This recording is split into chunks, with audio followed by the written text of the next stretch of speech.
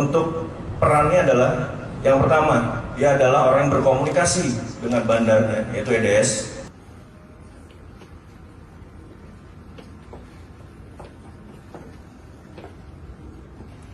Oke, Bang Ijong, saat ini Bang Ijong akan didengar keterangannya sebagai tersangka berdasarkan LP 30 dari tanggal 13 Maret.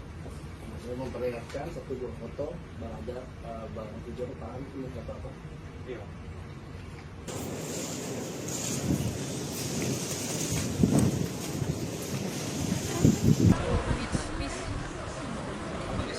Darat Soekarno-Hatta periode bulan Maret dan April 2025 dengan barang bukti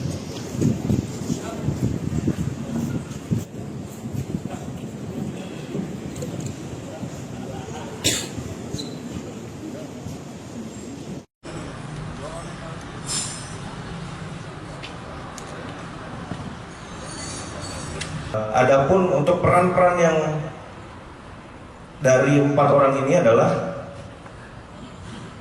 untuk BTR sendiri adalah orang yang itu pertama kali kita amankan adalah orang yang menjadi kurir yang membawa cartridge vape yang berisikan obat keras ini dari Malaysia Kuala Lumpur ke Indonesia. Lalu yang kedua adalah ER, di mana ER ini merupakan orang yang menyuruh BTR untuk pergi menjemput vape yang berisikan obat keras ini, dan juga dia yang berkoordinasi dengan para tersangka lainnya.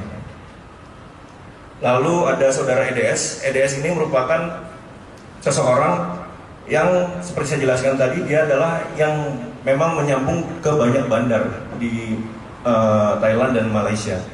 Dalam hal ini dia yang berkomunikasi aktif dengan bandarnya yang ada di Malaysia, lalu dia yang memungkinkan kurir tersebut bisa bertemu dengan bandar di Kuala Lumpur. Lalu untuk yang terakhir yang kita tetapkan sebagai JF,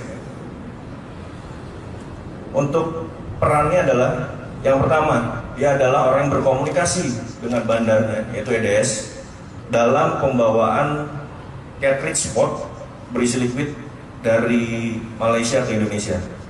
Yang kedua, dia juga yang menyediakan kurir untuk menjemput cartridge spot berisi liquid yang mengandung etomidate.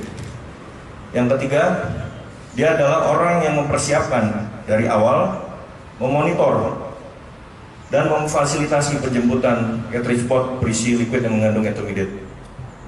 Lalu yang keempat, apabila memang berjalan lancar dari 100 spot yang memang seharusnya bisa lolos, di mana akhirnya hanya 50 yang lolos, dari 100 spots yang memang harusnya lolos, itu sesuai perjanjian dengan saudara EDS, itu 40 cartridge spotnya harusnya menjadi milik dari saudara JF. Jadi pengungkapan ini kan kita dapati di tanggal 13 Maret. 13 Maret itu adalah penyerahan perkara dari Bea Cukai pada kita. Dan prosesnya itu sejak Februari itu sudah membuat WhatsApp group yang nama WhatsApp group itu berangkat. Itulah kemudian ada komunikasi-komunikasi antara JF ini dengan 3 tersangka lainnya. Jadi grup itu hanya terdiri dari 4 orang. Di dalam grup itu ada komunikasi-komunikasi, termasuk tadi berkomunikasi dengan EDS, kemudian membelikan tiket, kemudian menyiapkan hotel, kemudian mengontrol, mengawasi untuk perjalanan dari Malaysia ke Jakarta. Ya, sampai saat ini kita masih melakukan pendalaman. Ada beberapa keterangan yang diberikan oleh tersangka ini dengan menunjuk JF, tetapi ada beberapa keterangan yang juga oleh JF itu ditolak. Itu adalah hak dari semua, tapi nanti hasil konfrontir dan pemeriksaan antara 3 tersangka dan JF ini itu nanti yang akan menjadi penilaian bagi penyidik.